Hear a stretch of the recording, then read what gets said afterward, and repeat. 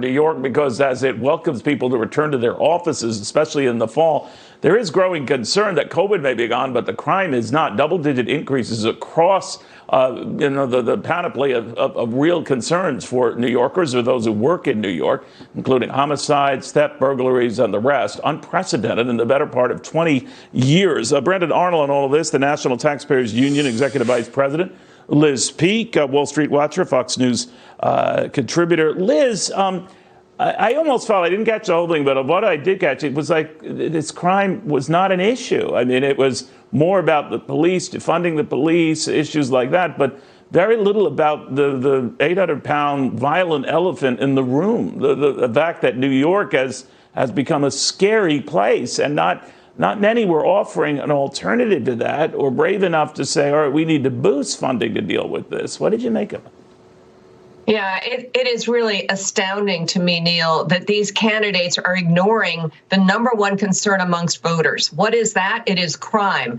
And Eric Adams, to his credit, has said quite rightly, there can be no economic recovery in New York unless crime goes away or unless they really suppress it. I was also astonished to hear them competing to see how much in the way of resources they could allocate to illegal immigrants in New York City. If undocumented people in New York are something like between 300,000 and 500,000 people. All those people, according to various studies, cost New Yorkers probably $5,000 a year. We are off since 2019. They have been given health benefits, scholarships to college, all kinds of benefits and privileges, which is great, but New York can't afford it. We don't know, Neil, how we're going to cover our budget gap in the future. This year, we have a big federal plug. That's great. But going forward, we need more people who are staying in the city, who are providing income taxes to take care of all the people who need help. I mean, it was an extraordinary performance and very disheartening. Well, they did have or a few of them did have ideas on how to pay for a lot of that, Brendan Arnold, and that was raise taxes on the wealthy and a surtax on the super wealthy. So I'm beginning to wonder where all of this is going. What do you think?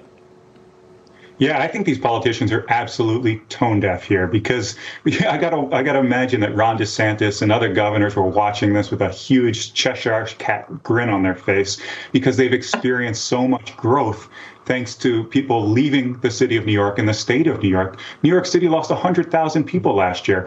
High crime and high taxes are only going to exacerbate that problem. So these New York mayoral candidates are making the problem worse, not better, by not addressing the crime problem and not addressing the high tax problem, and in fact, raising taxes.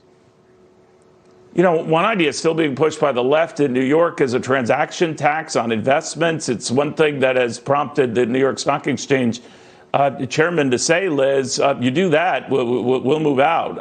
But they still talk it up. Not all of them, but what do you make of that? Well, look, Wall Street continues to be one of New York's central revenue sources. To do anything at this point, as more and more members of that community leave New York, that would alienate the entire profession would be absolute madness. What we have discovered in this past year, Neil, all kinds of businesses, and by the way, that includes traders, can operate outside of New York City. They can operate remotely or in remote destinations. I tell you what, I mean, I'm very discouraged that someone like Ray McGuire, a former Citigroup banker, doesn't get it, doesn't have a pro-business, low-tax, build our economy kind of message. A lot of people supported Ray McGuire, assuming that's what he was going to run on. And instead, he sounds just like everybody else. You know, to Adams' credit, to Eric Adams' credit, he does talk about keeping wealthy New Yorkers in New York. Mayor Bloomberg always pointed to the fact there are tens of thousands, not many, people who support the budget. That's what these people need to address, not higher taxes. Support a budget and support people feeling safe. I wish we had more time, guys. I apologize for that. We do not. But again, there are Republicans running as well. This could be an opening for them.